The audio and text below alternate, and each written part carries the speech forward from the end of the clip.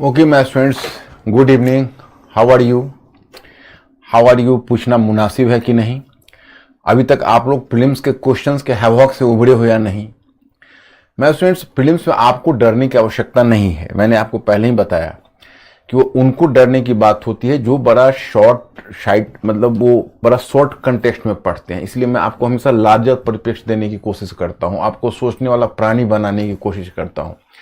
क्योंकि आप अगर एक बार थिंकिंग क्रिएचर हो जाओगे तो उसके बाद चाहे वो प्रीलिम्स का क्वेश्चन है या मेंस का क्वेश्चन हो, से पॉइंट्स हमेशा ऊपर रहेगा। इसलिए हमेशा एक बड़ी पिक्चर के बाद फिर छोटे पिक्चर को देखना होता है। तो ये दिक्कतें आती है। और रह गए नंबर ऑफ क्वेश्चंस की बात, तो अब जैसे देखो, अब संयोग ऐसा हुआ कि मैंने आपको भी कल्चर पढ़ाया नहीं और कल्चर से क्वेश्चन था नहीं, तो आपके सारे क्वेश्चन सॉल्व हो जाते। और जब मैं कल्चर कराऊंगा तो आप देखना सारे क्वेश्चन आपके सॉल्व हो जाएंगे। लेकिन आप इस बात के लिए ये रहो कि अगली बार हो सकता है पूरा मॉडर्न हिस्ट्री कहीं क्वेश्चन वो डाल दें। जैसे इस बार हो सकता है, अब जैसे 22 क्वेश्चन हिस्ट्री से पूछते थे, इस बार उन्होंने उसको 14 कर दिया, तो कुछ का बढ़ाया। फिर आगे पॉलिटी का भी 20-22 क्वेश्चन पूछते थे, उसका भी लगभग 14 कर दिया। तो इस तरह से, लेकिन फिर अगली बार किसी में बढ़ा देंगे, फिर अगली बार क्वेश्चन का पैटर्न अलग कर देंगे, तो वो अलग कर सकते हैं, उसमें कोई चिंता की बात नहीं। हमें एक वर्केबल नॉलेज अगर हो जाता है तो किसी तरह का क्वेश्चन हमें कोई परेशानी नहीं है। लेकिन हाँ, provided you are going to be thinking creature. तो पहले मिस्टर अंकुर, मेरे स्टूडेंट्स मिस्टर अंकुरा हमारे आपके बीच ब्रिज का काम भी करते हैं, संजय का भी काम करते हैं, आपको पता ही है। तो मुझे पहले आपसे यह जानना है कि आप जैसे अभी आप पार्ट 2 में चल रहे हो, लास्ट वाले सेगमेंट में। पहले तो मैं बताऊं कि मैं थोड़ा 5 मिनट्स लेट हो गया हूं। थोड़ा जब मैं 5 मिनट लेट हो जाऊं तो आप समझ लेना कुछ टेक्निकल प्रॉब्लम आ गया है। कई बार आ जाता है, जैसे आपका चैट नहीं आ पा रहा था, और बिना चैट का मुझे मजा ही नहीं आता है पढ़ाने में। क्योंकि होता क्या है, जब चैट नहीं होता है तो फिर मैं लगता है कि जैसे आपसे मेरा जुड़ाव नहीं हो रहा, और जब आपके से जब जुड़ाव होता है तो एक मैं चाहता हूं कि एक कम्युनिकेशन जब बनता है तो फिर पढ़ाने में मुझे भी मजा आता है। तो this is the basic problem, that's why कभी मैं चैट जब रुकता है तो मैं थोड़ा उसके लिए वेट कर लेता हूं।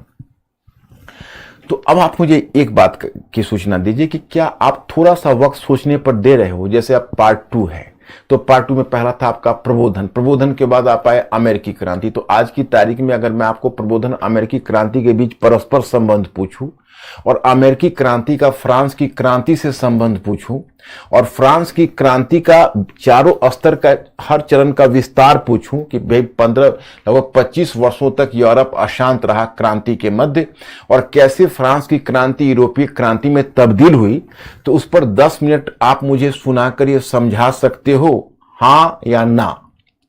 पहले आप हमको अप्रूव करिए, फिर मैं आगे बढ़ता हूं। हाँ या ना, be fast, yes or no।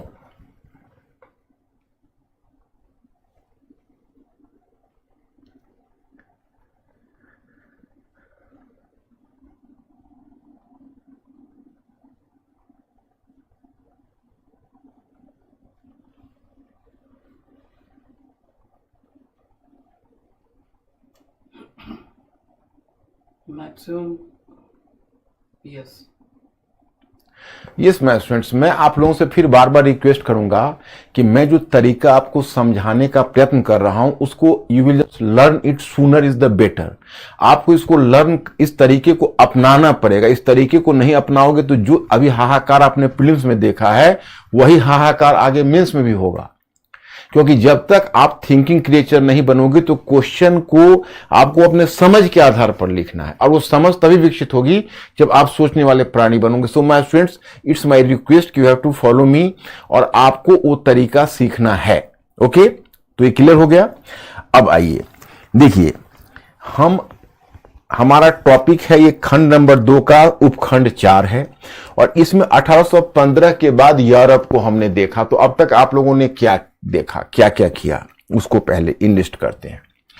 तो पहले हमने दिखाया कि कैसे, देखो, यूरोप में नेपोलियन बोनापार्ट जब वाटरलू के बैटल में हारने के बाद जो सेंट हेलेना चला गया, उसको निर्वासित किया गया, तो यूरोप के महानुभाव जो दिग्गज नेता है वो वियना में एकत्रित हुए, और उन्होंने एक वियना व्यवस्था लागू करने का प्रयास किया।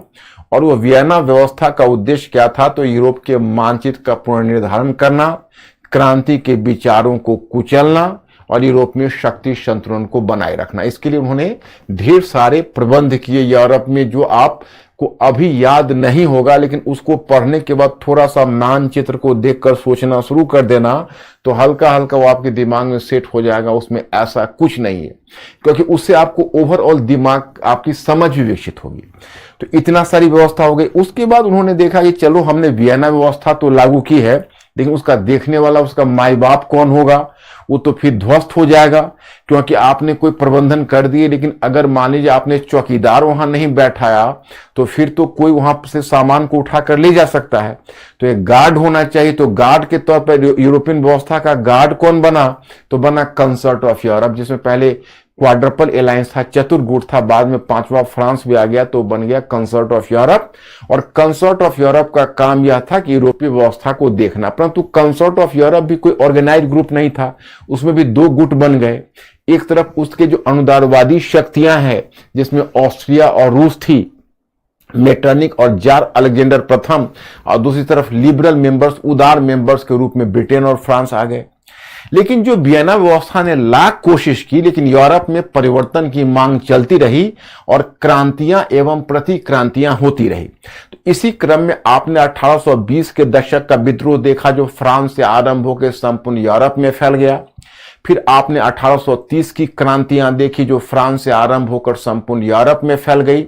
और फिर 1848 की क्रांतियां देखी, जो भी फ्रांस से फैलकर निकलकर पूरे यूरोप में फैल गई। अंत में मेटरनिक को भी अपने चांसलर के पद को छोड़कर ऑस्ट्रिया से भागकर ब्रिटेन में शरण लेनी पड़ी।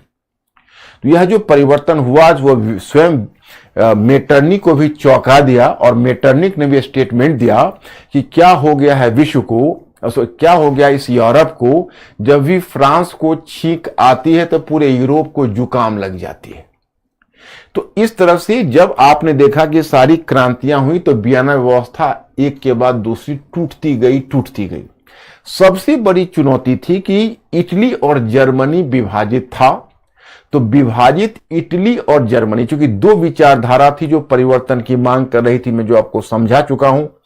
एक विचारधारा थी उदारवाद और दूसरी विचारधारा थी राष्ट्रवाद, जो यूरोप में परिवर्तन की मांग कर रही थी। इस विचारधारा को कुचलना अपने आप में बहुत बड़ी बात थी। तो लाख वियना कांग्रेस ने प्रयत्न किया, बावजूद इसके आपने देखा कि यूरोपीय क्रांतियां हुई, और यूरोपीय क्रांतियां के परिणाम स्वरूप यह व्यवस्था टूटती गई। उस व्यवस्था को रोका नहीं जा सका। That started to crumble to pieces.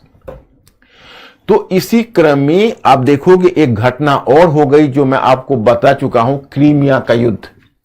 और क्रीमिया का युद्ध यूरोप में परिवर्तन का महत्वपूर्ण कारक बना। कैसे? तो क्रीमिया के युद्ध में एक अनुदारवादी शक्ति रूस, ब्रिटेन, फ्रांस और ऑटोमन साम्राज्य के हाथों पराजित होकर यूरोपीय व्यवस्था से अलग हो गया।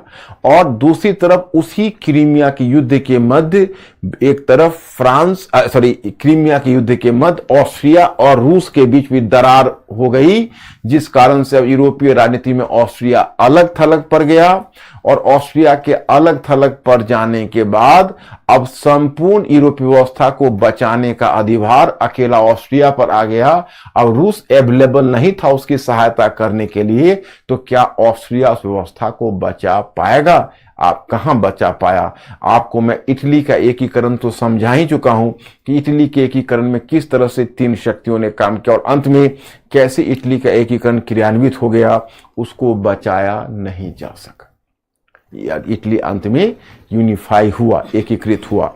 अब हमें यहां डील करना है जर्मनी का एकीकरण, और फिर जर्मनी के एकीकरण के बाद तब हमें इसका प्रभाव, तो हमने जो लास्ट में आपको छोड़ा था वो मैं आपको बताना चाहता कि हमने आपको कहां छोड़ा था। इससे पहले मैंने एक क्वेश्चन भी आपको दिया था, जो क्वेश्चन करके आना था mister Ankur, what about the question.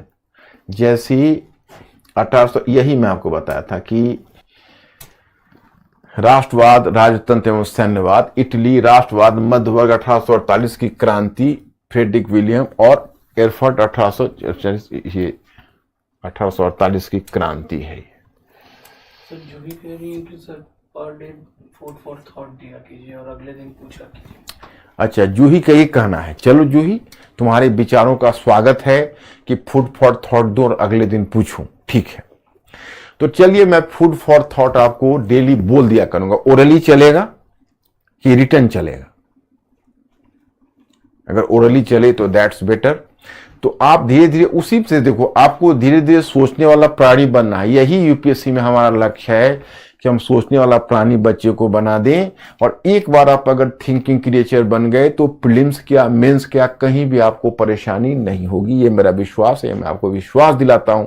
बस एक बार आप पढ़ने का तरीका बदल लीजिए, फिर तो खुद ही तुम योद्धा हो। You are yourself a warrior.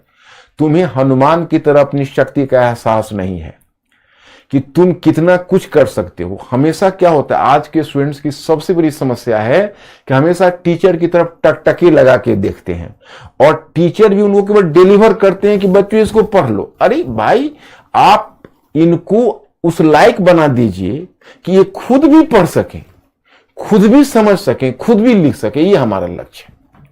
हम आपको सिर्फ एक कार्बन कॉपी नहीं बनाना चाहते, हम चाहते कि you have to be a thinking creature. आपको देखो, सिलेक्शन आपको खुद के प्रयास से होगा। जैसे पीटी में ही क्या क्वेश्चन होगा, एबीसीडी क्वेश्चन होगा, तो ऐसा थोड़ा है कि आप कंक्लूसिवली आप सी क्वेश्चन में आंसर कर सकते हो, बी क्वेश्चन में आंसर कर सकते हो, ए क्वेश्चन में आंसर कर सकते हो। ये नहीं होता है। उसमें क्या होता है कि ये सी करेक्ट लग रहा है, हम सी लगाते हैं और आपकी समझ बढ़िया है तो वही करेक्ट आंसर हो जाए। कभी भी यूपीएससी में या स्टेट सर्विसेज में भी आप लोगों ने तो अगर कहीं प्रीलिम्स दिया होगा तो एक्सपीरियंस है, कभी भी कंक्लूसिवली अगर पूरे पेपर को देखोगे तो 20-25 क्वेश्चन से ज्यादा, अगर यूपीएससी का पेपर 100 क्वेश्चन का देखा जाए तो जीएस में 20 से 22 क्वेश्चन में ही स्टूडेंट्स 100% कंफर्म होकर लगाते हैं। उसमें 100% नहीं, 90-95%। बाकी में कुछ में 60%, 70% कंफर्म होकर लगाते हैं, कुछ में 50-50 लगाते हैं। तो उसमें थोड़ा सा अगर तुम्हारा इंटेलेक्चुअल गेस तब तगड़ा होगा जब तुम्हारी समझ विकसित हो जाएगी, और समझ तब विकसित होगी जब तुम अपने माइंड पावर से काम करने लगोगे। तो उसमें इस बात को ध्यान कर लेना कि सिर्फ हम जो कंटेंट दे रहे हैं वही तुम्हारी शक्ति नहीं है, वो कंटेंट और पढ़ने का तरीका बता रहे हैं, वो सबसे बड़ी ताकत तुम्हारी होगी। और उसके आधार पर आप अपने पूरी क्वालिटी ऑफ स्टडी को सुधारिए। बस यही मेरा कहना है और यही आप लोगों से रिक्वेस्ट है, क्योंकि मैं भी आप लोगों के कष्ट को देख के बहुत कष्ट में हूं कि भाई स्टूडेंट्स क्यों डिप्रेस्ड फील कर रहे हैं। डिप्रेस्ड फील करने की वजह ही नहीं है। मैं पिछले कई वर्षों से मैं चिल्ला रहा हूं इस बात के लिए कि B a thinking creature, B a thinking creature. क्योंकि अगर सिर्फ क्वेश्चन का टारगेटेड क्वेश्चन अगर करना चाहोगे कि मैं इतना पढ़ लूं, ऐसे मैं ये क्वेश्चन कर लूं, ये जमाना अब नहीं रहा। अब रहा कि आपकी ओवरऑल एक अंडरस्टैंडिंग हो जाए। और कभी भी आपको क्या करना है, वो 80-82 या पिछले साल 88 पर सिलेक्शन जनरल कैंडिडेट का, 88.22 यही उनका मार्किंग हुई जनरल कैंडिडेट की। इस बार और भी कम जाने की संभावना है, जो 80-85 के बीच कहीं हो सकता है, या हो सकता है 80 पर भी हो जाए, तो मुझे आश्चर्य नहीं लगता। तो अगर ऐसा होता है तो वैसी स्थिति में आपको क्या करना है, आपको करना यह है कि आप एक ओवरऑल अपने काम करिए, नॉलेज को बढ़ाइए। तो ऐसा थोड़ा है कि आप 70 क्वेश्चन कर लेंगे, 75 क्वेश्चन नहीं, आप 105, 110, 115 परफॉर्मेंस कर लेंगे, वो मोर देन एनफ है। और आपकी समझ विकसित हो जाएगी, उतना आप कर लेंगे। जो मैंने देख रहा हूं कि जो बच्चों की समझ है वो 100 अभी भी इसमें भी मेरे बहुत सारे स्टूडेंट्स हैं जो 110, 115 पर एकदम डिटो किए हुए हैं कि हम हैं। तो इस तरह से तो उनका प्रीलिम्स हो ही जाएगा। तो ऐसा नहीं है कि आपको डरने की आवश्यकता इतनी नहीं। तो चलिए हम आपको फिर यहां से आपको आगे ले चलते हैं। तो आगे आप कहां जाते हो, तो अब आप यहां आते हो तो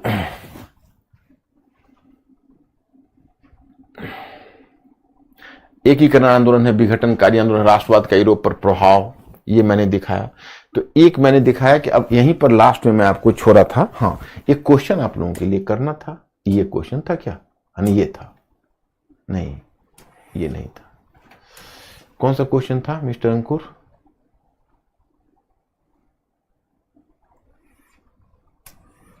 इटली के एकीकरण पर कोई क्वेश्चन था। हाँ, यस, ये क्वेश्चन था। इटली के एकीकरण में काउंट काबूर एवं गैरिबाल्डी की तुलनात्मक भूमिका पर टिप्पणी कीजिए। ये क्वेश्चन आप लोगों ने ट्राई किया है? Mister Ankur, my students, ask my students, ये क्वेश्चन ट्राई किया है कि नहीं?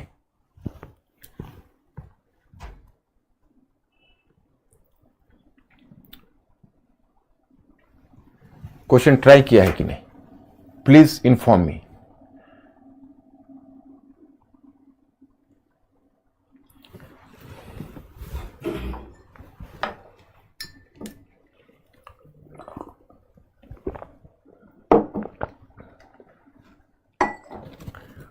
मैक्सिमम ने ट्राई किया।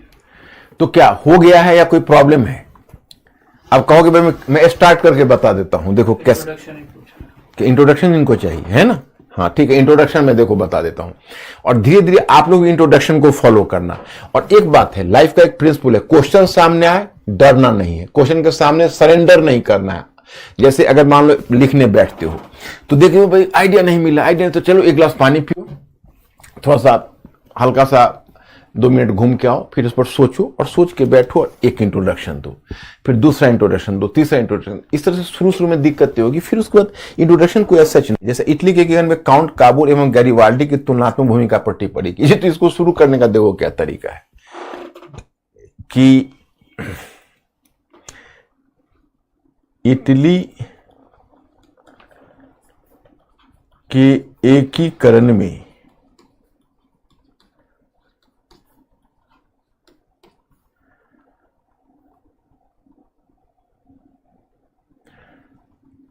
पिडमोंट, चाहे इतना क्यों करे, हाँ हाँ, काउंट काबूर एवं गैरिबाल्डी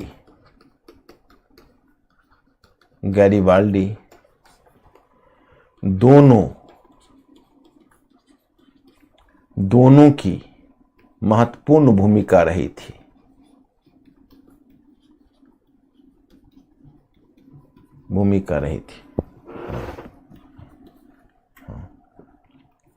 अगर काउंट काबूर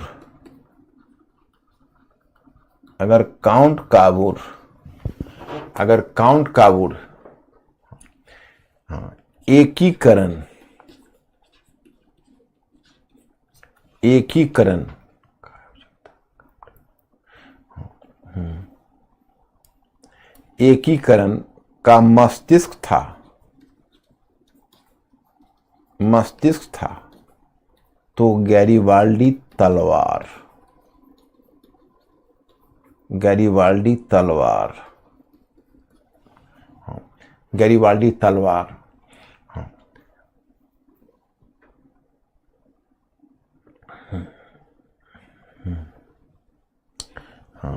तलवार। फिर अगर चाहो तो इतना पर ही छोड़ दो, हो गया तुम्हारा इंट्रोडक्शन हो गया। अब काउंट काबूर ने कैसे अंतरराष्ट्रीय स्थिति का फायदा उठाया, वहां शॉर्ट में। अब देखो एक जगह मुझे लगता है कि तुम लोगों को आ रही आती होगी समस्या, आप लोगों ने अगर जिंदगी में संक्षेपण लिखा होगा तब तो काम बन जाएगा। क्योंकि संक्षेपण में क्या होता है कि आप किसी चीज का 1/3 भाग या छोटा करके लिख सकते हो। तो बड़ा को छोटा और छोटा को बड़ा जो करके नहीं लिखना जाना, वो क्वेश्चन लिखने में परेशानी होगा। पैराग्राफ चेंज करके तुम काबूल की भूमिका लिख दो कि अंतर्राष्ट्रीय राजनीति को अपने परिप्रेक्ष्य में किया, एक मजबूत सेना खड़ी की, और फिर उसने फ्रांस की सहायता से उसने ऑस्ट्रिया को हरा के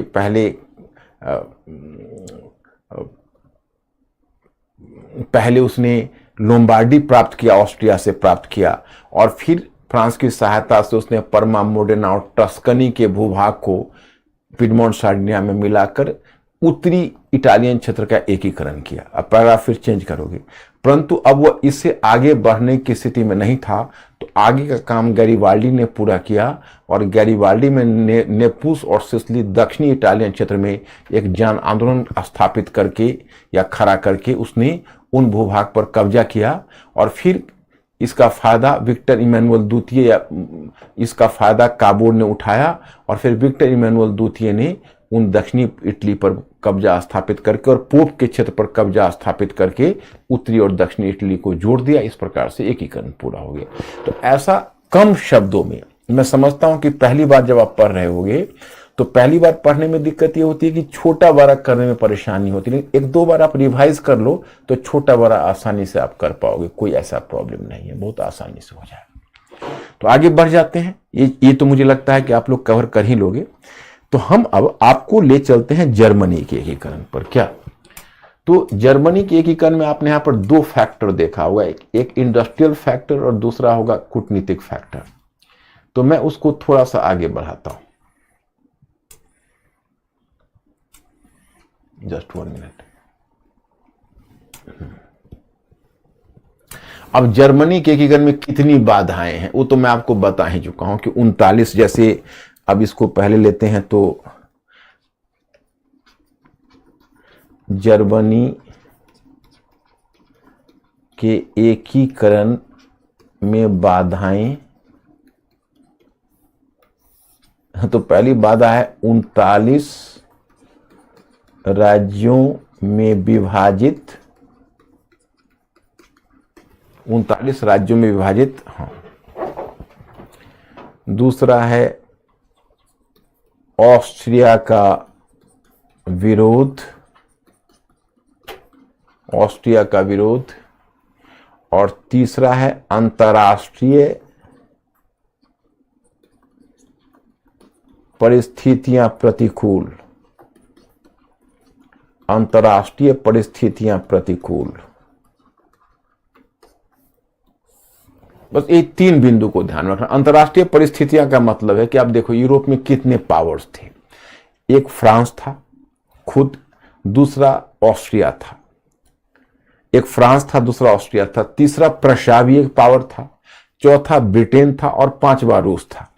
तो रूस तो चलो क्रीमिया का युद्ध हार के साइडलाइन हो गया था, लेकिन जो प्रशा था वो प्रशा एकीकरण चाहने लगा था। कैसे? तो फ्रेडरिक विलियम चतुर्थ, तो 1848 की जो क्रांति है उसकी विफलता से, 1848 की जो क्रांति है उस क्रांति में भी विफल हो गया था फ्रेडरिक विलियम चतुर्थ। आपको याद होगा प्रशा का शासक।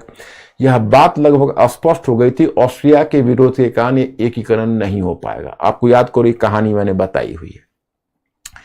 इसके बाद एक और मुद्दा वहां आ रहा था कि अंतर्राष्ट्रीय परिस्थितियां से मेरा आशय है कि आखिर एकीकरण का समर्थन कौन करता। कायदे के हिसाब से फ्रांस को भी नहीं करना चाहिए, क्योंकि तो फ्रांस तो वेस्टफेलिया की संधि के समय से ही, फ्रांस वेस्टफेलिया की संधि के समय से ही इस एकीकरण का बड़ा विरोधी रहा था। क्योंकि फ्रांस को विरोध करने की वजह क्या थी? तो अब देखो, फ्रांस तो विरोध करेगा, क्योंकि फ्रांस को विरोध करने की वजह यह है कि उसका, जैसे देखो फ्रांस को विरोध करने की वजह क्या है कि जो फ्रांस है वो फ्रांस के बगल में, ये फ्रांस है, आप मान के चलिए फ्रांस है, और फ्रांस के जस्ट बगल में अगर जर्मनी, यूनिफाइड जर्मनी आ जाता तो उसी तरह की बात है कि आपका जो एक मंजिला मकान है और उसके बगल में आप किसी की 3 मंजिला मकान बनवा रहे हो, तो आपको तो हवा पानी का रुख भी रुक जाएगा। तो इस तरह अगर कोई भी फ्रांस के बगल में इतना विशाल जर्मनी जैसे देश की स्थापना ही अपने आप में एक बहुत बड़ी चुनौती फ्रांस के लिए थी। तो वेस्टफेलिया की संधि के समय से ही फ्रांस इस बात का विरोध करता रहा था एक तरह से। अब ब्रिटेन से पूछते, अगर ब्रिटेन के पास अगर प्रशा का शासक जाता कि देखिए हम जर्मनी का एकीकरण लाना चाहते हैं, आप हमें सहायता करोगे क्या? तो ब्रिटेन क्या बोलता? ब्रिटेन बोलता नहीं, हम आपको एकीकरण में सहायता नहीं कर सकते, क्योंकि अगर जर्मनी एक हो जाएगा तो यूरोप में शक्ति संतुलन बिगड़ जाएगा। और आपको याद ही है कि ब्रिटेन का प्रधानमंत्री जब सोता और जगता था तो अभी उसे शक्ति संतुलन का भूत सता रहा होता था कि भाई शक्ति संतुलन को बनाए रखना है। तो इन परिस्थितियों के बीच तब एकीकरण की दिशा में जर्मनी बढ़ता है। तो पहला मैंने आपको बताया, आपको पिछले क्लास मैंने छोड़ा था तो यही छोड़ा था कि जर्मनी के एकीकरण में एक से अधिक कारकों की भूमिका रही। पहला मैंने कहा कि वैचारिक सांस्कृतिक कारक। तो वैचारिक सांस्कृतिक कारक में मैंने बताया कि जैसे दार्शनिक जो होते हैं ना, और कवि और लेखक, वो आकांक्षा जगाते हैं। जैसे तुम आईएएस की तैयारी करना चाहते हो, मन करना क्या तुम कर रहे हो, सॉरी तुम और हमारी ब्लेसिंग्स और ईश्वर की का अगाध कृपा होगी कि तुम क्वालिफाई भी करोगे। तो तुम तैयारी कर रहे हो, लेकिन याद करो जब तुमने तैयारी शुरू की होगी तो तुमने एक जो तैयारी करने का स्वप्न देखा होगा कि मुझे आईएएस अधिकारी बनना है, हमें एक बहुत दायित्व वाला पद संभालना है, हमें समाज को बदलना है या राष्ट्र को बदलना है। तो तुम्हारे मन में जो आकांक्षा जगी होगी वो किसी को देखकर जगी होगी, किसी से सुनकर जगी होगी, किसी के प्रेरणा से जगी होगी। तो कवि और लेखक होते हैं वो भी कमाल की चीज होते हैं, वो हमारे मन में आकांक्षा को जगा देते हैं।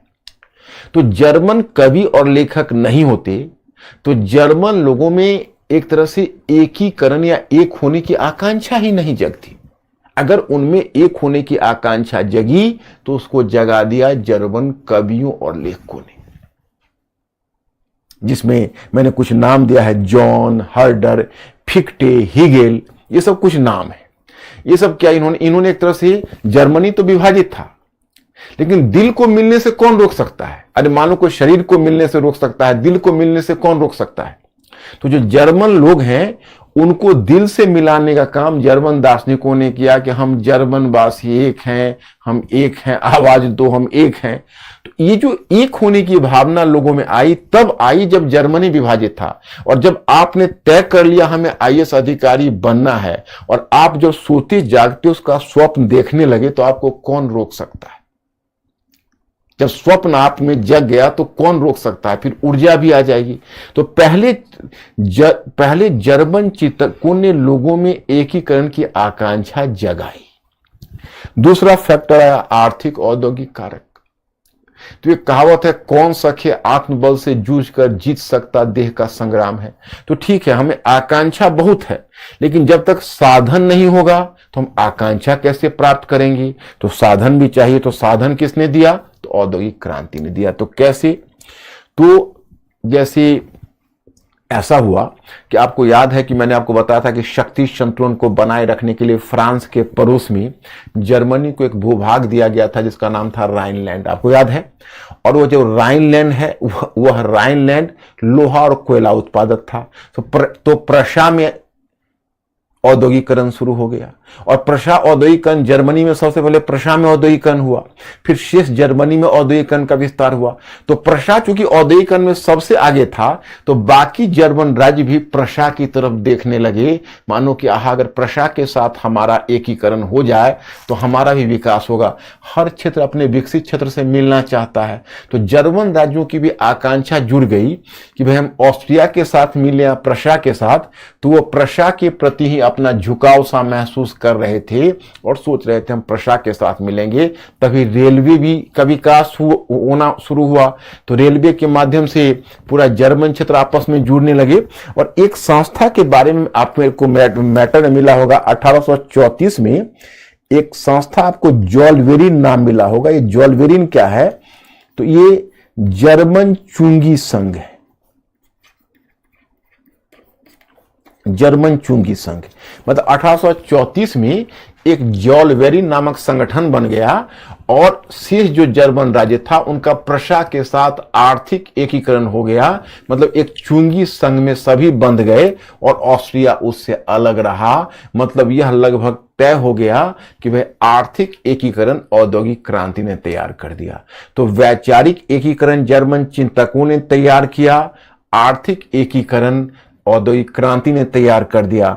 लेकिन इसीलिए एक अर्थशास्त्री है, एक मैं आगे आपको उस अर्थशास्त्री से जरूर अवगत कराऊंगा। मैंने क्या कहा कि विश्व इतिहास पढ़ते हुए अगर हमें अंतर्राष्ट्रीय संविधान, अंतर्राष्ट्रीय संबंध, अंतर्राष्ट्रीय अर्थव्यवस्था की समझ विकसित ना हो तो पढ़ना बेकार है। ये समझ विकसित होना मांगता है। जैसे मैंने एक अर्थशास्त्री आपको एडम स्मिथ और उसके विचार से अवगत कराया। बच्चे पहले तुम हमको आप ये एश्योर करो कि उस ब्रिटिश अर्थशास्त्री एडम स्मिथ और उसका कुछ जो महत्वपूर्ण विचार है, सारा विचार नहीं, कुछ महत्वपूर्ण विचार है, आपको याद है या नहीं? हाँ या ना? मतलब ब्रिटिश अर्थशास्त्री एडम स्मिथ, याद करो किस युग का है और उसके जो कुछ महत्वपूर्ण विचार है आपको याद है या नहीं? यस और नो? अंकुर को आप इन्फॉर्म करिए, अंकुर तुरंत हमें इन्फॉर्म करेंगे। B fast.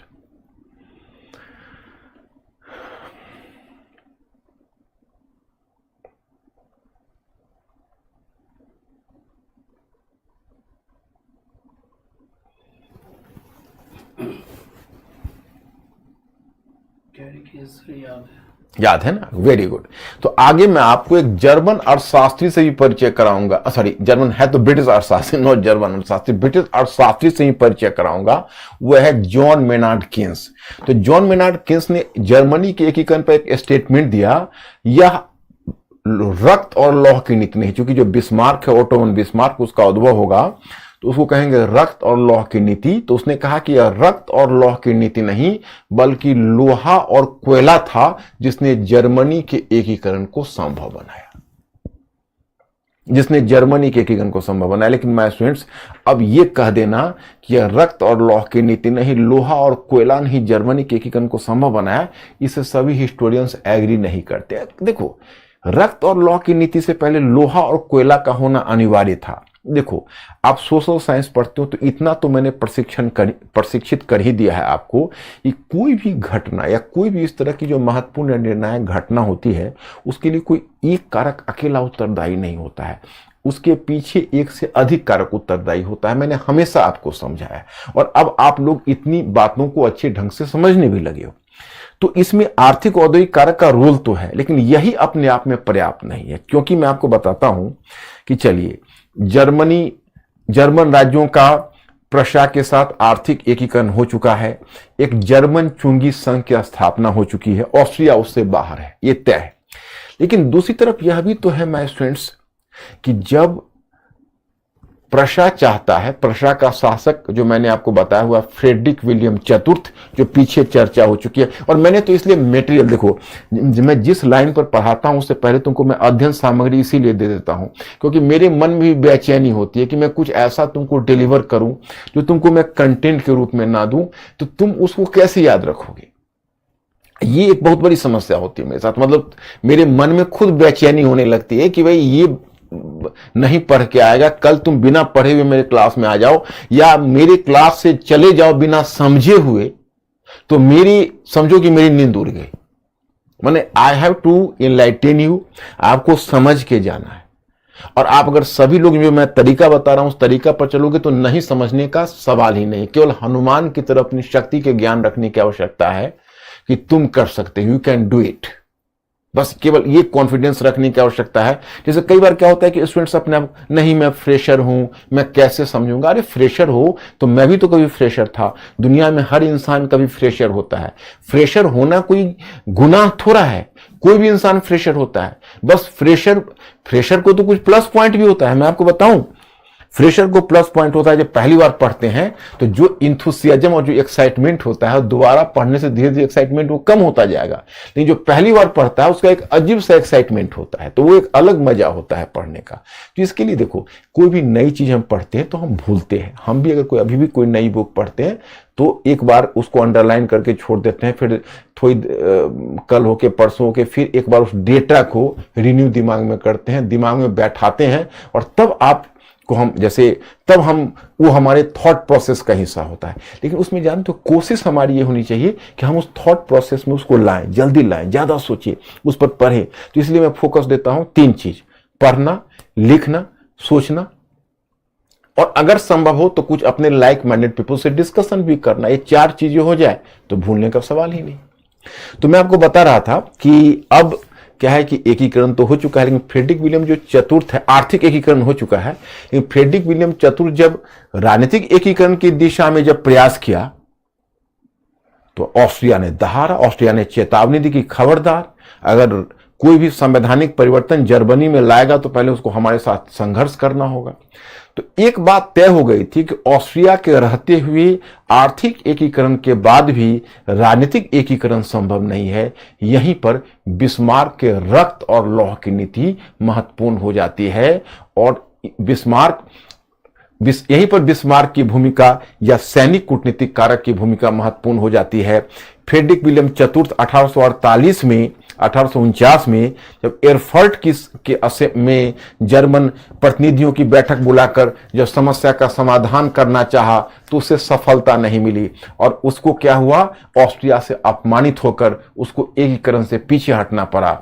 तो अब यही समय है कि उसने अपने एक युग पुत्र, उस युग पुत्र का क्या नाम था, तो उस युग पुत्र का नाम था विलियम प्रथम। तो विलियम प्रथम के पक्ष में उसने गद्दी त्याग दी। 1849 में ही, यानी 1849-50 में, और विलियम प्रथम ने 1862 में प्रधानमंत्री के पद पर, यानी चांसलर के पद पर ओटो वन बिस्मार्क, इसका पूरा नाम है ओटो वॉन बिस्मार्क, लेकिन तुमको अगर केवल बिस्मार्क याद रहे तो भी चलेगा। तो ओटो वन बिस्मार्क, ये ओटो वन बिस्मार्क ये है, यह ओटो वन बिस्मार्क, इसको अपना प्रधानमंत्री नियुक्त किया। अब देखिए, जैसे आप इसको मान के चलिए, ये है प्रशा, ओके,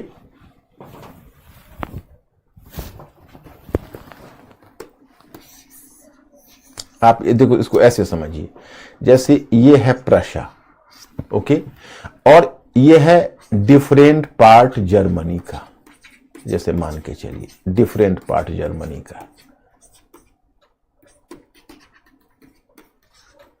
और ये जो आप रीजन देख रहे हैं ये ऑस्ट्रियाई इंपायर है। तो अब क्या है, जैसे मैं आपको बताना चाहता, अब इसमें है ऐसा कि ये जो प्रशा है, एक ये प्रशा का एक पार्ट यहाँ फ्रांस में भी के पास भी, यहाँ राइनलैंड में है। तो जब बिस्मार्क बना इस प्रशा का चांसलर, ये जर्मनी के एकीकरण कहते हो, वह प्रशा के साथ राज्यों के एकीकरण होगा, तो बिस्मार्क बना प्रशा का चांसलर।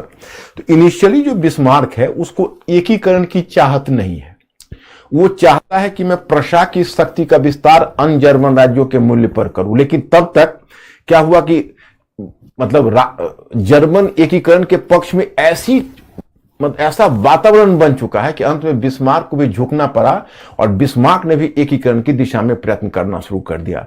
तो बिस्मार्क को ऐसा लग गया कि देखो भाई, अगर हमको एकीकरण करना है या प्रशा को उस एकीकरण में लीड करना है, और विलियम चतुर्थ की तरह, माने फ्रेडरिक विलियम चतुर्थ की तरह विलियम प्रथम को अगर अपमानित नहीं होना है, तो पहले हमें अपनी ताकत बढ़ानी पड़ेगी। तो जानते हो, यूरोप की सबसे शक्तिशाली आर्मी प्रशा ने तैयार किया, माने इसने सैन्य सुधार करके, और इसका जो आर्मी बनाई वो जर्मन आर्मी का उदाहरण दिया जाता था, इतना ताकतवर आर्मी उसने बनाया था। माने यही समझो कि बाद में भी जर्मन आर्मी का रेफरेंस दिया जाता था, इतनी ताकतवर आर्मी बनाई। और जब उसने सैन्य सुधार करके एक ताकतवर आर्मी बना ली, तो अब प्रशा ऑस्ट्रिया से तो निपटने में खुद ही सक्षम था। उसको ऑस्ट्रिया से निपटने के लिए किसी से सहायता लेने की जरूरत नहीं थी। एक पावर इधर फ्रांस था, आप इसको ऐसे समझ लो, एक पावर इधर फ्रांस था, तो उसको किसी और से सहायता लेने की आवश्यकता नहीं थी इससे निपटने के लिए, ऑस्ट्रिया से।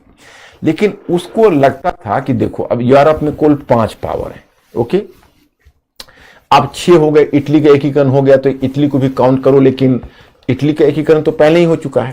लेकिन 5 मेजर पावर थे, जिसमें एक फ्रांस था, दूसरा प्रशा था, तीसरा ऑस्ट्रिया था, चौथा रूस था, और 5वां ब्रिटेन था। तो अब देखो, जहां तक बिस्मार्क का सवाल है, तो रूस तो वैसे भी यूरोप की मुख्य धारा से अपनी राजनीति में कटा हुआ है, लेकिन फिर भी रूस को बिस्मार्क ने अलग थलग नहीं किया, मतलब रूस का आशीर्वाद उसको मिल गया था। क्योंकि एक्चुअली हुआ था ऐसा कि जब बिस्मार्क जब चांसलर के पद पर नियुक्त हुआ था, उससे पहले वो रूस में राजदूत के पद पर रहा था। तो रूस का जो शासक था, उसका नाम था, उस समय रूस का शासक था जार अलेक्जेंडर द्वितीय। तो जार अलेक्जेंडर द्वितीय के साथ उसका बहुत अच्छे ताल्लुकात थे। वो राजदूत में के रूप में रहते हुए उसने जार अलेक्जेंडर द्वितीय को खुश रखा था। तो इसलिए जार अलेक्जेंडर द्वितीय का भी आशीर्वाद मन ही मन उसको प्राप्त हो गया।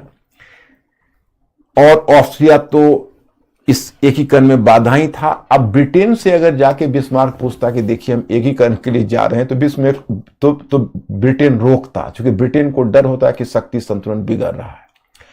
और अभी यूरोप का बॉस कौन है, याद करिए, यूरोप का बॉस, जरा सा आप लोग अगर क्लू दे देते तो मुझे बहुत मजा आता। अभी यूरोप पर सबसे ज्यादा प्रभाव किसका है? एक शासक का नाम बताइए जो यूरोप की राजनीति पर अभी हावी है। कौन है वो शासक? Please be fast.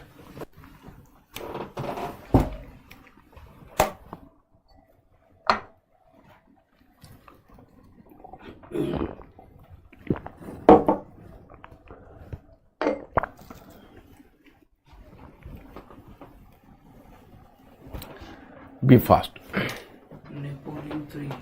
नेपोलियन 3 बोल रहे हैं वो लोग? वाह, गुड। आप लोग बहुत स्मार्ट हो, मुझे विश्वास है आप लोगों के ऊपर।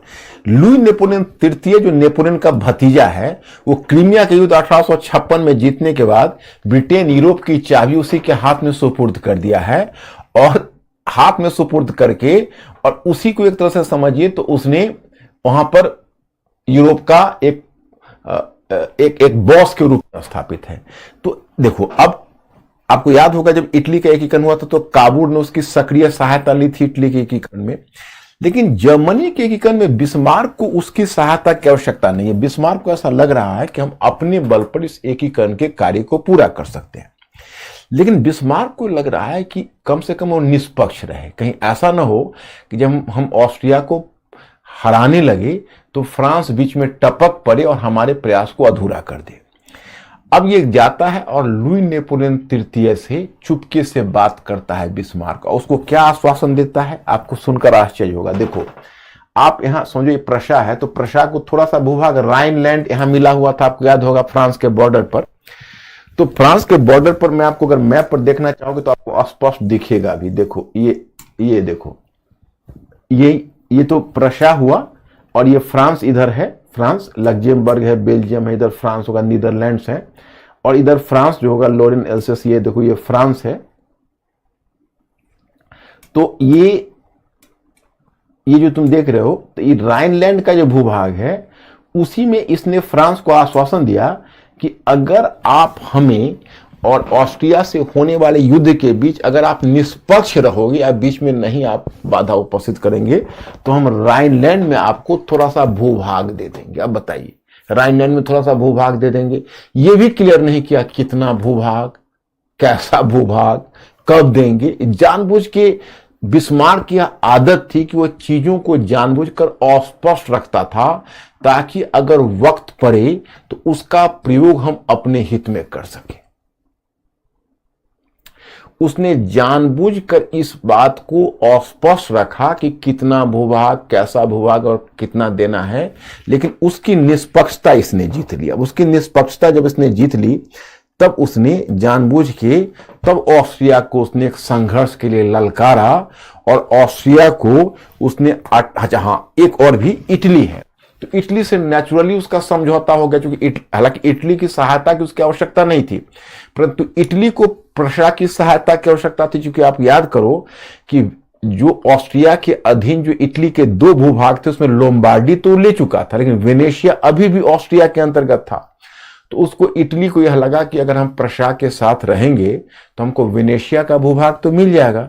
तो उसने प्रशा के साथ एक समझौता कर लिया कि हम भी हैं, हमें वेनेशिया का भूभाग लेना है। तो प्रशा ने उसको भी आश्वासन दे दिया। अब प्रशा ने ऑस्ट्रिया को ललकारा, ऑस्ट्रिया बिल्कुल अलग थलग था। और फिर 1866 में आपने एक युद्ध का नाम सुना होगा, मेरे मैटर में आपको लिखा हुआ मिला होगा, सेडोवा का युद्ध। सेडोवा का युद्ध में इसने ऑस्ट्रिया को बुरी तरह पराजित किया, मात्र 6 सप्ताह में। इसको 6 वीक्स वॉर भी बोलते, जो कि 6 सप्ताह में जीत लिया।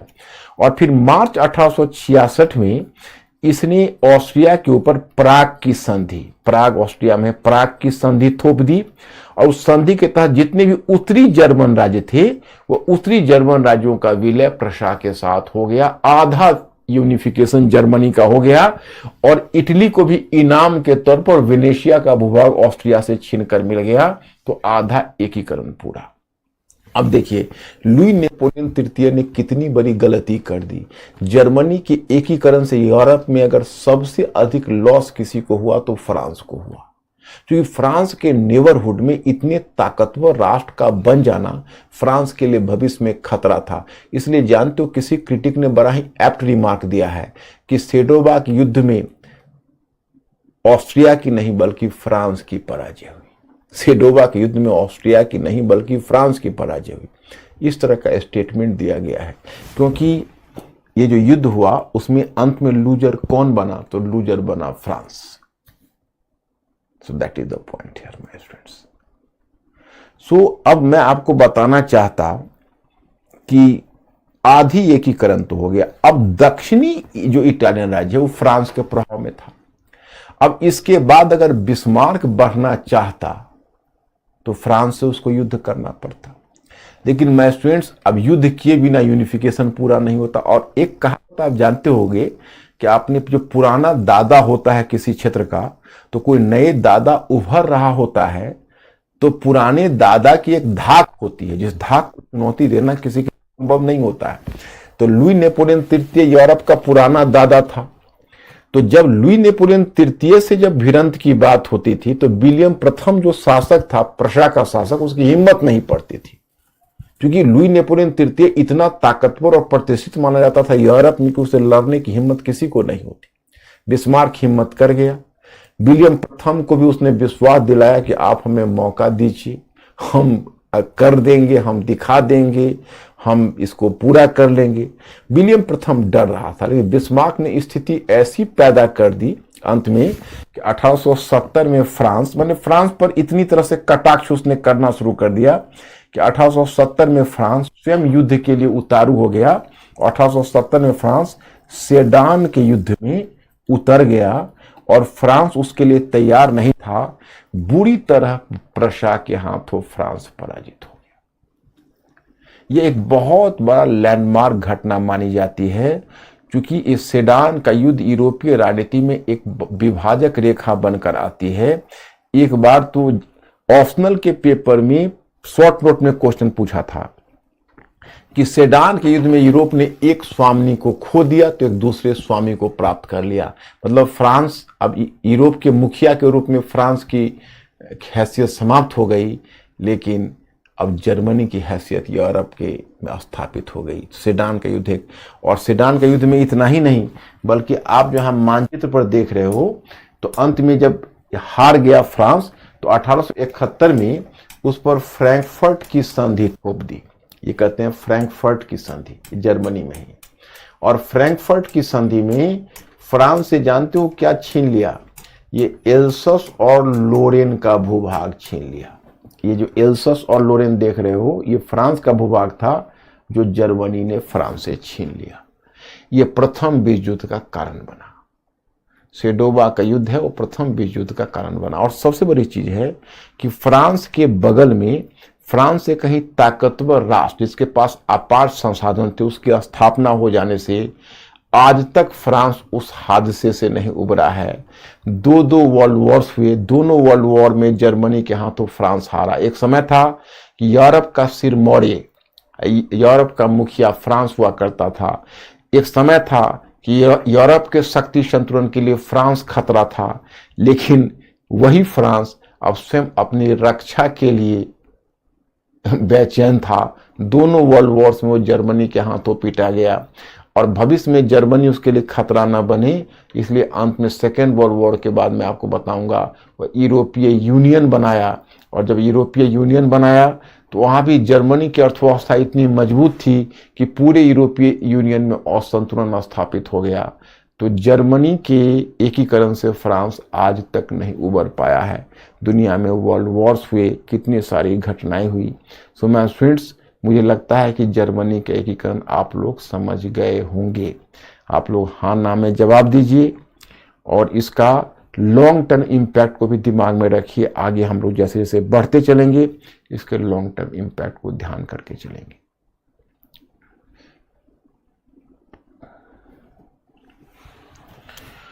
और अंकुर मेरे स्टूडेंट से पूछिए क्या सिचुएशन है।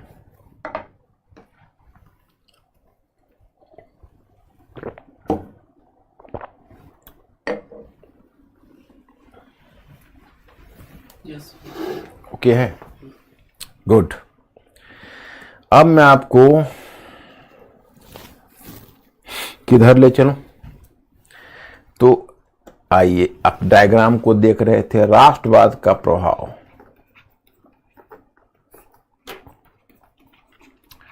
तो तीन तरह का प्रभाव मैंने आपको बताया था, याद करिए। एक था पश्चिमी यूरोप,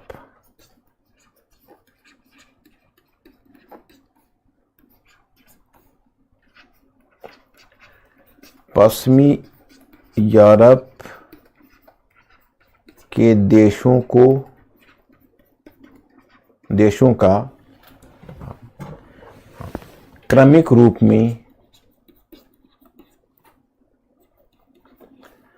क्रमिक रूप में आधुनिक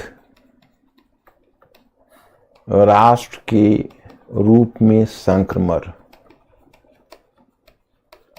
एक तो प्रभाव मैंने पश्चिमी यूरोप पर बताया कि बड़े क्रमिक रूप में आधुनिक राष्ट्र के रूप में संक्रमण होगा, और दूसरा देखोगे इटली एवं जर्मनी के विभाजित क्षेत्रों का विभाजित क्षेत्रों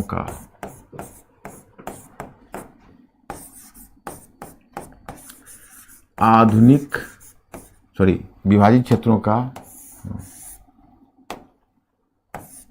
एकीकरण। ये पार्ट आप देख चुके हो।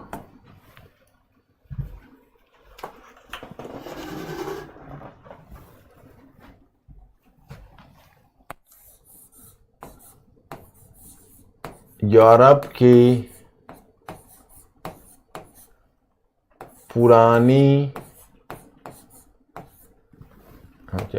यूरोप के मध्ययुगीन साम्राज्य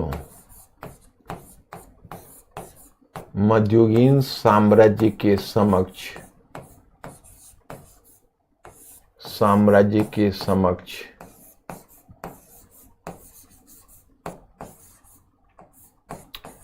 विघटन का खतरा।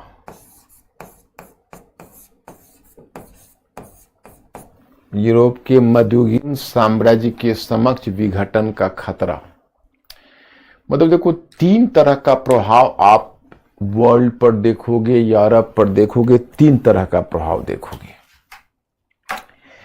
एक तरह का प्रभाव होगा कि जैसे पश्चिमी यूरोप में आप देखो तो जो मैंने आपको बहुत पहले से आसानी से समझा दिया है कि पश्चिमी यूरोप में धीरे धीरे क्या हुआ कि जब फ्रांस की क्रांति आई, आधुनिक विचारधारा आई, तो आधुनिकता की विचारधारा को उन्होंने धीरे धीरे अपनाया और धीरे धीरे अपनाते हुए उसको उन्होंने आधुनिक राष्ट्र के रूप में ढाल गए, तो वहां प्रॉब्लम सॉल्व हो गया। और इटली और जर्मनी का जो विभाजित क्षेत्र है, अच्छा वो जर्मनी वाले में उन्होंने क्या कहा, एकीकरण समझ गए ना? हाँ, कोई प्रॉब्लम तो नहीं है ना? और इटली और जर्मनी का विभाजित क्षेत्रों का एकीकरण आप देख चुके। अब माय स्टूडेंट्स, आप लोग थोड़ा मेंटली अलर्ट हो जाना। जब मैं मेंटली अलर्ट कहूं तो आप लोग मेंटली अलर्ट हो जाना, क्योंकि जो यूरोप के मध्ययुगीन साम्राज्य के समक्ष विघटन का खतरा है, तो इन साम्राज्यों में आपको तीन साम्राज्य मिलेंगे। ऑटोमन साम्राज्य,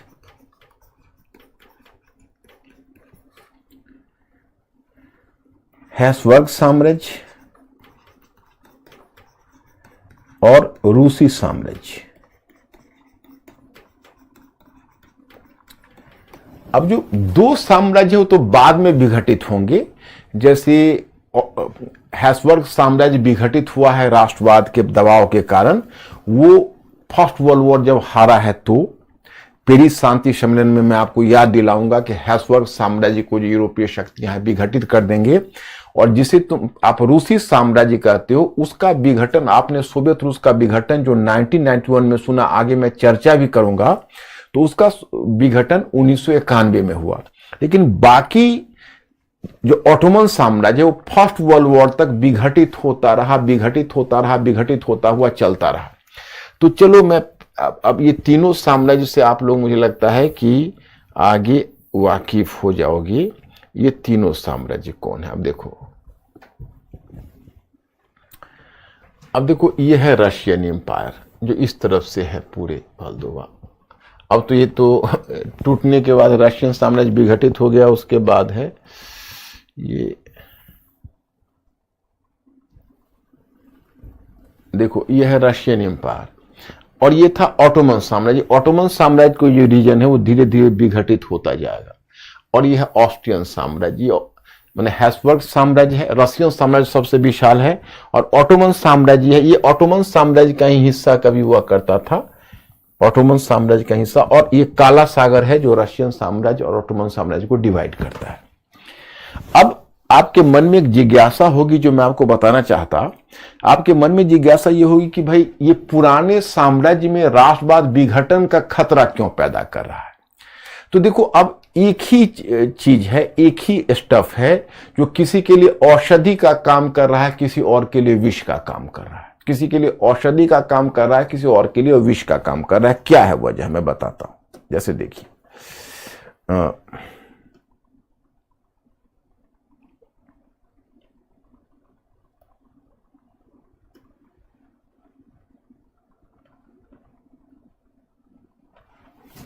इसमें भी आप देख सकते हैं, यही है टर्की, ऑटोमन साम्राज्य, और यह है ब्लैक सी। ब्लैक सी के बाद उधर रशियन साम्राज्य आएगा, इधर है हैब्सबर्ग साम्राज्य। तीनों साम्राज्य पुराने साम्राज्य। इनके साथ समस्या क्या है देखिए,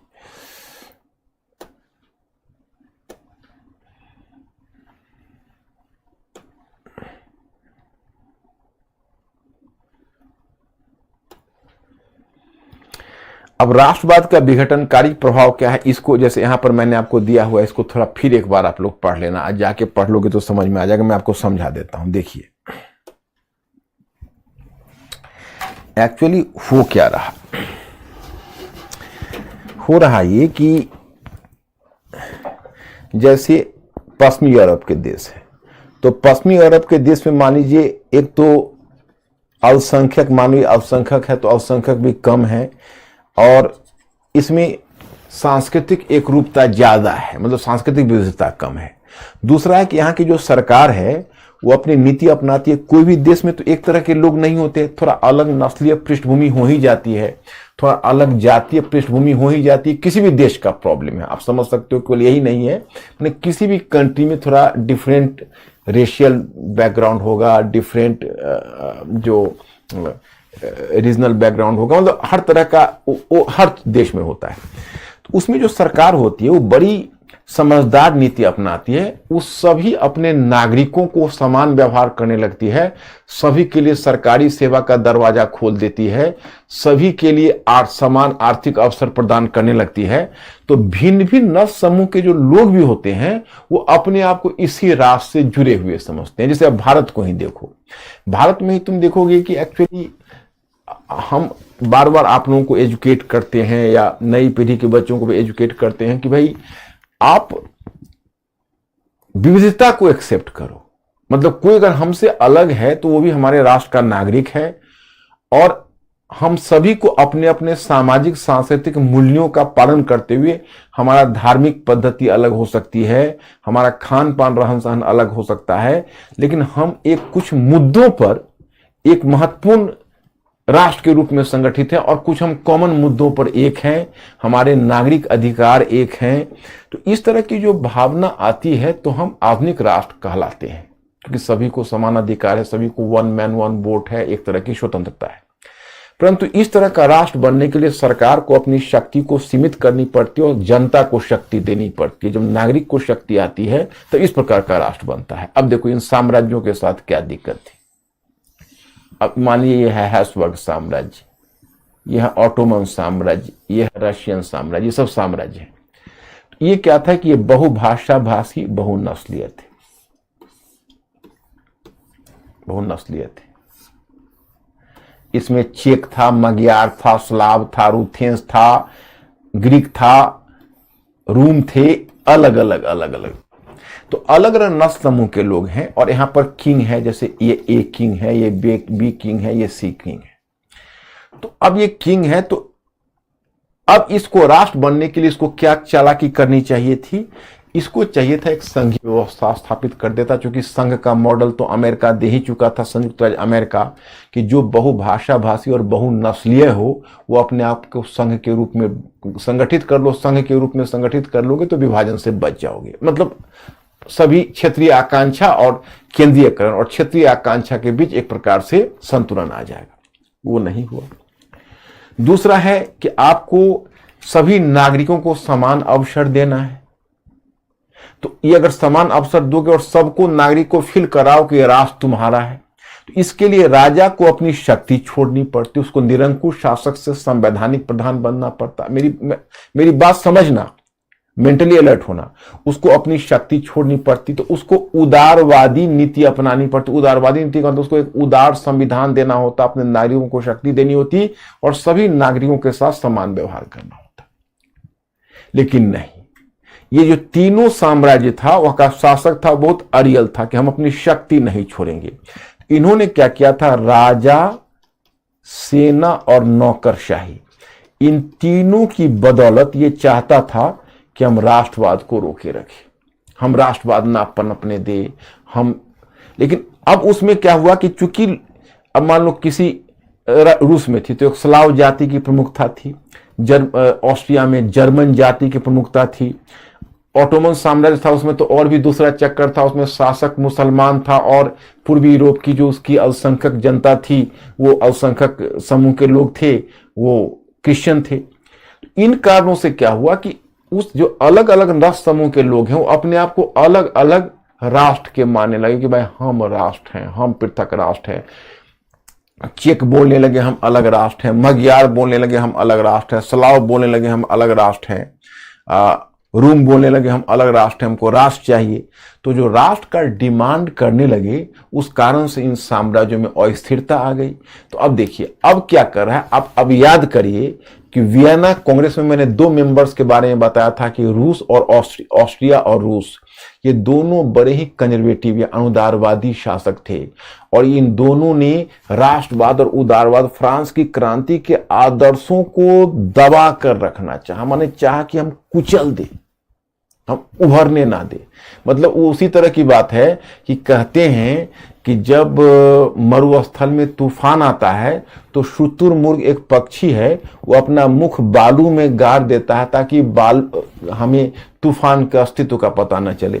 अब यूरोप में राष्ट्रवाद पनप रहा है तो आप अपने आप को नहीं बदलोगे, आप चाहते हो कि हम राष्ट्रवाद को उभरने ही ना दे, कि न रहेगा बांस न बजेगी बांसुरी। उदारवाद को उभरने ही ना दे, क्योंकि उदारवाद अगर उभरेगा तो हमसे सुधार की मांग की जाएगी, हमें नागरिक अधिकार देने की मांग की जाएगी। और राष्ट्रवाद उभरेगा तो हमारे देश के अलग अलग नस्ल समूह के लोग हैं वो अपने को पृथक राष्ट्र की मांग करेंगे और हमारा साम्राज्य टूट जाएगा। तो आपको अगर साम्राज्य को बचाना था तो सिस्टम को ढीला बनाना था, संघीय व्यवस्था कायम करनी थी और नागरिकों को शक्ति देकर उन्हें महसूस कराना था कि ये राष्ट्र तुम सभी के लिए है, तुम सभी को समान अवसर है। जो अवसर तो आपने किया नहीं, अब चाहते हो कि डंडे के बल पर हम राष्ट्र बने रहे। अब आप ही बताओ क्या ये बच पाएंगे या नहीं बच पाएंगे, अब ये आपको तय करना है। तो मिस्टर अंकुर पहले मेरे स्टूडेंट से पूछो कि ये क्लियर हुआ कि ये पुराने साम्राज्य को विघटन का खतरा क्यों था। जल्दी मैं स्टूडेंट्स प्लीज, क्योंकि मैं थोड़ा आपके कम्युनिकेशन में रहना चाहता हूं और वो तभी होगा कि आप लोग प्रॉम्प्टली हमें रिप्लाई करोगे कि आप इस बात को समझ पाए कि पुराने साम्राज्यों को विघटन का खतरा क्यों था।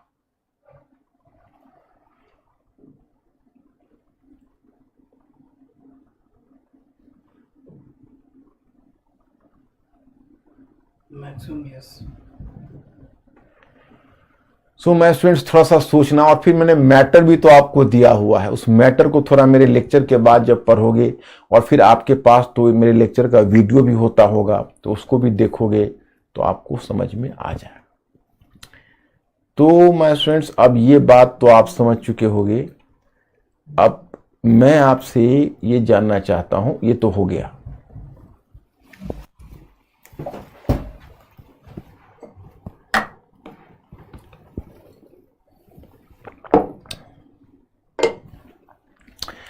अब इन 2 साम्राज्य में एक है हैब्सबर्ग साम्राज्य, वो फर्स्ट वर्ल्ड वॉर तक अपने आप को बचाए रखेगा, और दूसरा आप देखोगे रूसी साम्राज्य, वो तो और भी आगे 1991 तक अपने आप को बचाए रखेगा, क्योंकि रूसी साम्राज्य के साथ होगा कि आगे वहां पर क्रांति हो जाएगी, एक साम्यवादी सरकार स्थापित हो जाएगी, और जब साम्यवादी सरकार स्थापित हो जाएगी तो वो और अपने आप को, तो वहां पर एक क्या कहोगे, एक पूरी तरह से निरंकुश सत्ता स्थापित करेगी, वहां पर विभिन्न राष्ट्रीयता के लोगों को दबा कर रखेगी। लेकिन तमाम कोशिश के बावजूद भी जब सिस्टम ढीला होगा 1991 में आपको बताऊंगा, तो वह भी रूसी साम्राज्य भी 1991 में टूटेगा। 1990 के दशक में, तो बहुत लेट की बात है, टूटेंगे सभी, लेकिन तत्काल टूट रहा है ऑटोमन साम्राज्य। और ऑटोमन साम्राज्य की टूटन को एक खास मुद्दे से जोड़ा जाता है, जो आप लोग देखोगे। उस मुद्दे का नाम है बाल्कन प्रश्न क्या था तथा यह हमेशा आखिर यूरोपीय प्रश्न क्यों बना रहा। अब ये बाल्कन प्रश्न समझने में आप लोग ज्यादा माथा पच्ची मत करना, जैसे मैं आपको समझा देता हूं, थोड़ा मेंटली अलर्ट होना है। और ये देखो बड़ा इंटरेस्टिंग मुद्दा है, मुझे अगर तुम नहीं भी समझोगे तो उसे एग्जाम में मुझे नहीं लगता कि इससे प्रश्न ऐसा डायरेक्ट आना चाहिए। लेकिन ये बाल्कन प्रश्न नहीं समझोगे तो मैं जब फर्स्ट वर्ल्ड वॉर तुम्हें समझा रहा हूंगा तो फर्स्ट वर्ल्ड वॉर समझाने में भी मुझे थोड़ी चुनौती आ जाएगी। इसलिए मैं तुम लोगों से रिक्वेस्ट करूंगा कि तुम लोग बाल्कन प्रश्न इसलिए समझ लो ताकि मैं तुम्हें फर्स्ट वर्ल्ड वॉर भी आसानी से समझा सकूं। देखिए, मैंने ऑटोमन साम्राज्य के अंतर्गत पूर्वी यूरोप का क्षेत्र जिसमें ईसाई जनसंख्या निवास करती थी, जैसे आप इसको ऐसे समझो कि ये देखो, ये है टर्की, ऑटोमन साम्राज्य है ना, और ये जो रीजन तुम देख रहे हो, ये रीजन पूर्वी यूरोप का इसी साम्राज्य के अंतर्गत था, बाद में स्वतंत्र हुआ है, इसी साम्राज्य के अंतर्गत रीजन था। ये पूर्वी यूरोप का रीजन है जो ऑटोमन साम्राज्य का हिस्सा था। लेकिन इसमें अलग अलग इसमें ईसाई जनसंख्या निवास करती थी।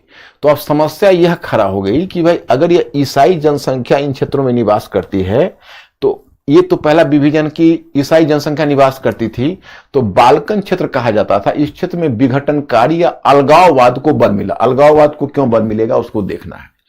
इस कारण तनाव उत्पन्न हुआ। इससे बाल्कन समस्या का, देखो पूर्वी यूरोप का चूंकि पहाड़ी क्षेत्र है, उस क्षेत्र में जो इस तरह का अल्पसंख्यक समूह है तो उसका नाम है बाल्कन। पूर्वी यूरोप के उस क्षेत्र का नाम है बाल्कन, तो वही बाल्कन ध्यान रखना है।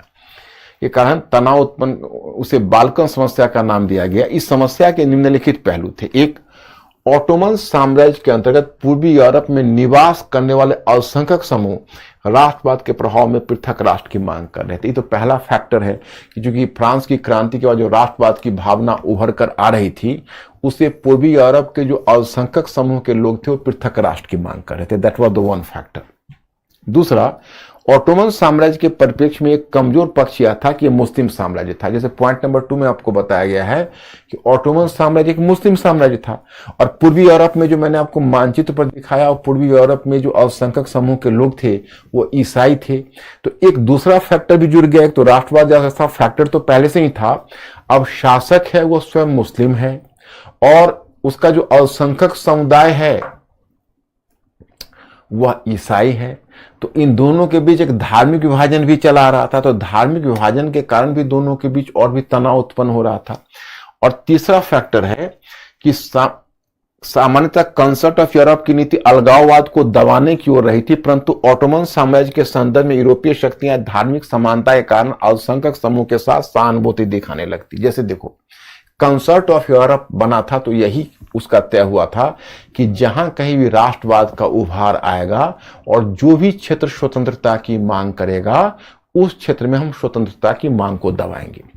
लेकिन जब ईसाई अल्पसंख्यक समूह, जब पूर्वी यूरोप में जो ऑटोमन साम्राज्य की जनता थी वह जब विद्रोह करती, ऑटोमन साम्राज्य की प्रजा, तो वहां पर ऑटोमन साम्राज्य जब दमन करने की कोशिश करता तो उसमें कंसर्ट ऑफ यूरोप के कुछ मेंबर्स थे, जैसे कई बार ब्रिटेन था, फ्रांस था, एक बार तो रूस भी, उसमें हस्तक्षेप कर देता, इसलिए कि उनका कहना था कि आप हमें ईसाई बिरादर को, ईसाई बंधुओं को दबा नहीं सकते।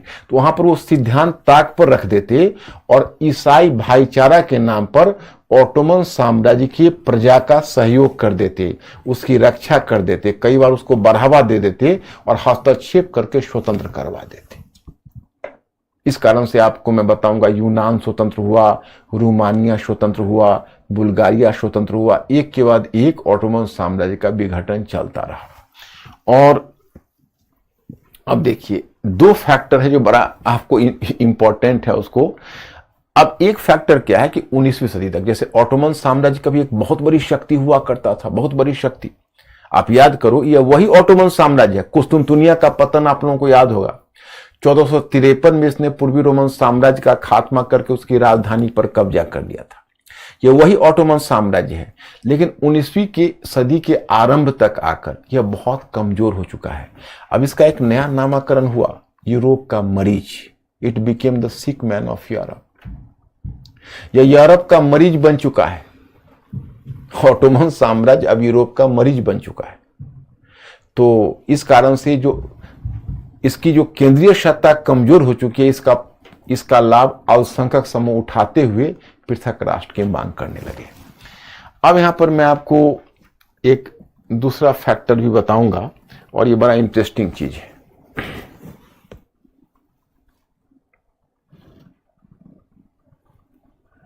देखिए,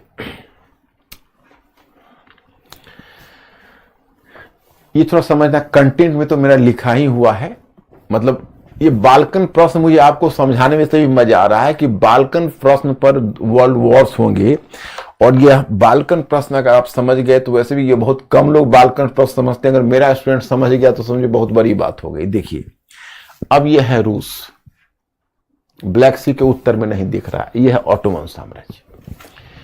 तो अब देखो रूस की क्या है कि रूस बेसिकली, अफ्रीका में भी रूस का इंटरेस्ट नहीं है। अपना सेंट्रल एशिया से लेकर जहां तक रूस को जितना भूभाग जीतना था, रूस जीत चुका है।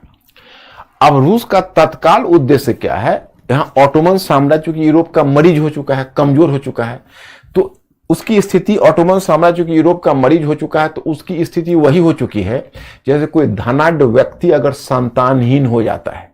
कल्पना करो, कोई धनाढ्य व्यक्ति, अगर धनाढ्य व्यक्ति जो धनी मानी बहुत धनी है, जिसके पास बहुत लैंडेड प्रॉपर्टी है, जिसके पास बहुत बड़ा स्टेट है, और वह अगर इशुलेस हो जाता है, संतानहीन हो जाता है, तो उसके सारे पड़ोसियों की आंखें चमकने लगती है कि आहा, मैं इसके अगवारे वाली जमीन ले लूंगा, तो कोई प्लान करता है पिछवाड़े वाली जमीन ले लूंगा, तो कोई कहता है ऑर्चार्ड या बागीचा लिखवा लूंगा, तो इस तरह के कोई कहता है उसके तालाब और नदी मैं ले लूंगा। तो इसी तरह से जब ऑटोमन साम्राज्य यूरोप का मरीज हुआ, तो यूरोपीय शक्तियों का लालच भी कुछ कुछ दिखने लगा, और सबसे अधिक लालच दिखने लगा रूस का। रूस का लालच सबसे प्रधान था।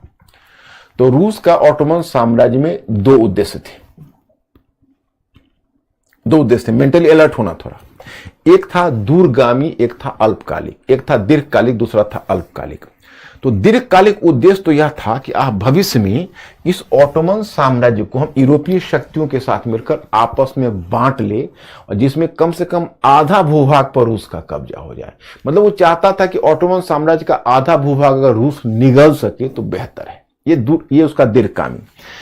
फिर था कि अगर हमें दूरगामी लक्ष्य पूरा नहीं होता है, तो अल्पकालिक लक्ष्य क्या है, तो जल डमरू मध्य, तो आप लोग समझते होंगे स्ट्रेट, तो ये काला सागर है, समझ रहे हो। तो काला सागर पर ऑटोमन साम्राज्य का नियंत्रण था, रूस के दक्षिण में स्थित था वो काला सागर, और यह ऑटोमन साम्राज्य के उत्तर में, लेकिन इस पर ऑटोमन साम्राज्य का दबदबा था। तो ये ऑटोमन साम्राज्य, ये जो तुम क्षेत्र देख रहे हो भूभाग, तो यहां पर दो जल डमरू मध्य थे, एक था बॉस्फोरस स्ट्रेट और दूसरा है डार्डेलस। तो ये दोनों स्टेट पर ऑटोमन साम्राज्य का भूभाग था, बॉस्फोरस भी और डार्डेलस भी। और रूस अपना जहाज अगर काला सागर से भूमध्य सागर में लाने के लिए उसको ऐसे आना पड़ता, मैप पर देखना, ऐसे आना पड़ता, बॉस्फोरस क्रॉस करना पड़ता, डार्डेलस क्रॉस करना पड़ता, और तब वो भूमध्य सागर में उतरता। तो अगर इन दोनों बंदरगाहों पर रूस का कब्जा हो जाता, तो रूस आसानी से काला सागर से भूमध्य सागर में उतर जाता। यह है बॉस्फोरस। आपके पास मानचित्र है जो मैंने मैटर दिया है, उसी में अंग्रेजी में लिखा हुआ है, हिंदी में कहो तो मैं लिख दूं। ये दो जल डमरू मध्य का, इसको बॉस्फोरस और इसका नाम डार्डनलस,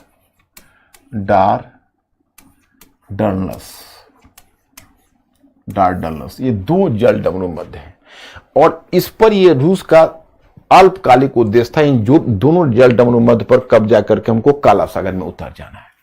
और जब रूस इन दोनों जल डमरू मध्य पर कब्जा करके काला सागर में उतरने की बात, जब काला सागर से भूमध्य सागर, काला सागर में तो रूस उतर ही जाता, वहां से भूमध्य सागर में हम उतर जाएंगे, तो ब्रिटेन चिंतित हो जाता। ब्रिटेन को लगता कि ये शैतान की खाला अगर आ गया भूमध्य सागर में तो उधम मचाएगा।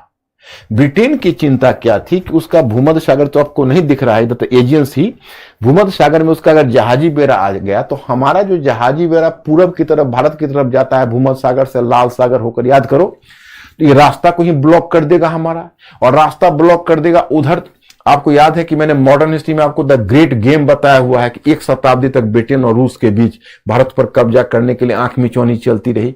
वो ब्रिटेन का सबसे महत्वपूर्ण उपनिवेश भारत था और रूस हमेशा उसमें घुसना चाहता था। आप याद करो एंग्लो अफगान वॉर जो पहले ऑकलैंड के समय हुआ, फिर लिटन के समय हुआ, तो पूरे शताब्दी वर्ष चलता रहा। तो इसलिए ब्रिटेन चिंतित यह था कि अगर वह काला सागर में आ जाएगा रूस, इसी मुद्दे पर रूस और ब्रिटेन के बीच हमेशा तनाव रहा। और जो क्रीमिया का युद्ध लड़ा था, मैंने आपको बताया था, शक्ति संतुलन को बनाए रखने के लिए, तो इस बात से ब्रिटेन काफी चिंतित था कि ऐसी स्थिति में अगर वो कहीं काला सागर में वो शैतान आ गया तो हमारे लिए समस्या पैदा करेगा। तो इसलिए ब्रिटेन उसका विरोध कर रहा था। तो यूरोपीय शक्तियों के बीच भी आपस में मतभेद थे।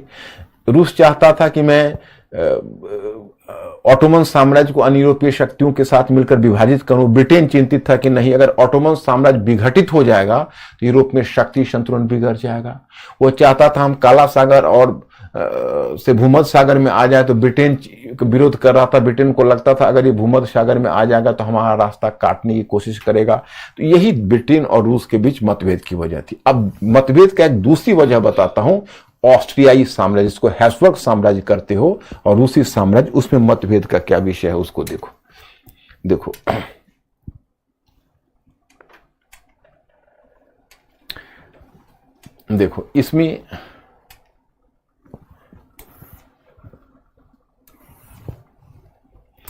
इसमें देखो मतभेद का विषय क्या है मैं बताता हूं। देखो यह है ऑस्ट्रियाई साम्राज्य, यह है ऑटोमन साम्राज्य, और यह है रूसी साम्राज्य। खैर एनीवे, तो रूसी साम्राज्य से क्या मतभेद का ब्रिटेन के बीच विषय है। अब रूसी साम्राज्य और ऑस्ट्रियाई साम्राज्य के बीच मतभेद का विषय बताता हूं। देखो जैसे रूस ऑटोमन साम्राज्य विघटित हो रहा था और जो डिफरेंट अल्पसंख्यक समूह जो अस्तित्व में आ रहे थे, तो रूस उसमें से बहुतों को प्रोत्साहित कर रहा था या अपने प्रभाव क्षेत्र में ले रहा था। तो उसी में देखो एक स्लाव, ये स्लाव जनसंख्या, यहां पर जो स्लाव जनसंख्या है, नाम है स्लाव, तो स्लाव जनसंख्या पर आधारित एक सर्बिया राज्य स्थापित हुआ। और रूस में भी बहुसंख्यक जनसंख्या स्लाव थी और सर्बिया स्लाव जनसंख्या के आधार पर स्थापित हुआ था। तो ऑटोमेटिकली जो सर्बिया है उसका झुकाव रूस की तरफ हो गया, क्योंकि रूस स्लाव कंट्री था। तो रूस ने क्या चालाकी की कि उसने सर्बिया को उकसाना शुरू किया, क्योंकि वहां पर बाल्कन क्षेत्र में पूर्वी यूरोप में एक बहुत बड़ी स्लाव जनसंख्या थी। तो रूस ने सर्बिया को उकसाना शुरू किया। हम मानचित्र पर आपको सर्बिया दिख जाएगा। सर्बिया को उकसाना शुरू किया कि ऐसा करो कि आप जानबूझकर स्लाव जनसंख्या को भड़काओ कि वो स्वतंत्र हो जाए, और पूरी स्लाव जनसंख्या को मिलाकर एक अखिल स्लाव राष्ट्र बनाओ। पूरा स्लाव माने पैन स्लाव मूवमेंट, उसका नाम है पैन स्लाव मूवमेंट, माने पूरी स्लाव जनसंख्या को मिलाकर एक अखिल स्लाव राष्ट्र बनाओ। तो रूस इसलिए चाहता था कि भाई अगर एक अखिल स्लाव राष्ट्र बन जाएगा तो वह राष्ट्र रूस का पिछलग्गू होगा और रूस के पीछे पीछे चलेगा। अब देखिए ऑस्ट्रिया या हैब्सबर्ग साम्राज्य को दिक्कत क्या थी। हैब्सबर्ग साम्राज्य को दिक्कत वही थी कि किसी के घर शीशे का हो और कुछ नटखट बालक उसके घर के बगल में क्रिकेट का मैदान बना रहे हो, तो डरेगा कि कल को इसका द्वारा फेंका गया कोई भी जो सिक्सर है, कोई भी छक्का है, वो हमारे खिड़की और दरवाजे को चूर कर देगा। तो अब दिक्कत यह थी कि जब रूस कहता था, सर्बिया को भड़काता था और सर्बिया अखिल स्लाववादी आंदोलन चलाता था, तो कुछ स्लाव जनसंख्या, आधी स्लाव जनसंख्या ऑटोमन साम्राज्य के अंतर्गत थी और आधी स्लाव जनसंख्या हैब्सबर्ग साम्राज्य के अंतर्गत थी। तो हैब्सबर्ग साम्राज्य को डर होता कि खरबूजे को देखकर ही खरबूजा रंग पकड़ता है, अगर ऑटोमन साम्राज्य का स्लाव स्वतंत्र हो गया तो हमारे स्लाव भी स्वतंत्र हो जाएंगे और फिर अखिल स्लाववादी आंदोलन के प्रभाव में वो भी एक स्लाव राष्ट्र के साथ जुड़ जाएंगे। तो हैब्सबर्ग साम्राज्य को लग रहा था कि यह रूस का गेम प्लान है हमें तोड़ने का और हमसे स्लाव जनसंख्या को अलग करने का। इसलिए रूस और ऑस्ट्रिया के बीच तनाव था, और विशेषकर चूंकि रूस समर्थित जो सर्बिया थी उसके साथ हैब्सबर्ग साम्राज्य ऑस्ट्रिया का इतना तनाव था, जो प्रथम विश्व युद्ध का तात्कालिक कारण बना।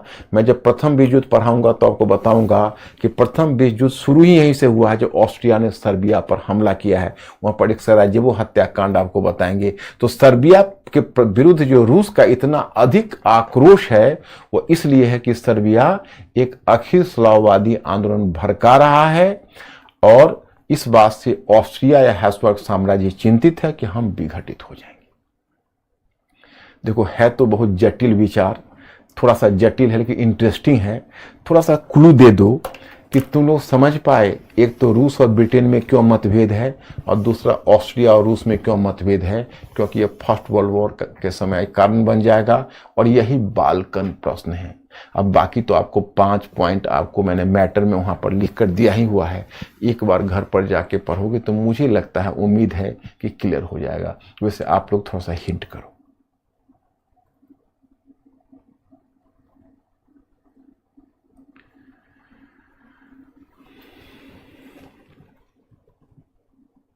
मैक्सिमम तो यस है।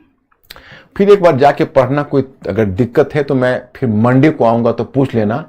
ये लगभग हो ही चुका है, इसमें केवल मैं उस क्षेत्र को दिखा दूंगा कौन कौन क्षेत्र स्वतंत्र हुए। थोड़ा टाइम इसमें लगेगा, 1-2 क्वेश्चन है, मुझे लगता है आधे घंटे के करीब इसमें और मुझे लगने चाहिए। और मैं आपको कल ही औद्योगिक क्रांति का अब इसका पार्ट 3 भेजता हूं।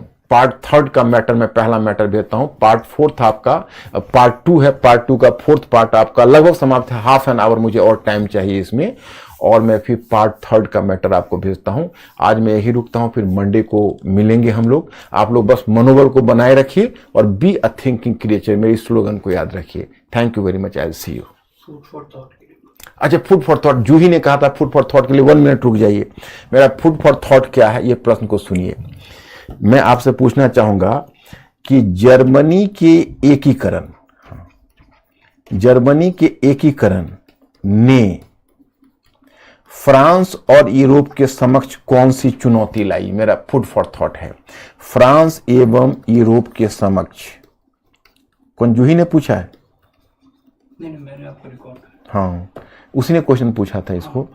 जर्मनी के एकीकरण ने फ्रांस और यूरोप के समक्ष कौन सी चुनौती लाई? यह है फूड फॉर थॉट। मैं आते ही आप लोगों से पूछूंगा, आप लोग हमको बताना कौन सी चुनौती लाई या कौन सी चुनौती पैदा की। जर्मनी के एकीकरण ने फ्रांस और यूरोप के समक्ष कौन सी चुनौती पैदा की? यह हमारा फूड फॉर थॉट है, और यह आप लोग मंडे को सोच के आइएगा। चलते हैं। Okay, good night my students.